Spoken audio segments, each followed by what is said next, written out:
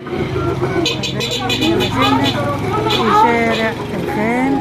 هنا في مول كبير اهوت سنتر في كل ما يخطر على البال من ملابس جاهزة، عبايات خروج وملابس حريمي وملابس أطفالي وملابس صبياني، في كل ما يخطر على البال حبايبي. هنا برضه حاجات مواليد. هنا محل مشهور أوي أوي حبايبي اسمه حمادة يلعب.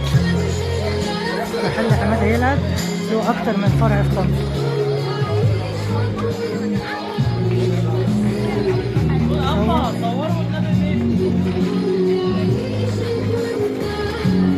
حمادة يلعب في طنطا محل مشهور جدا جدا. يلا كله ب10 يا عم، ايه قصدك يوم اللعبه اللي معايا؟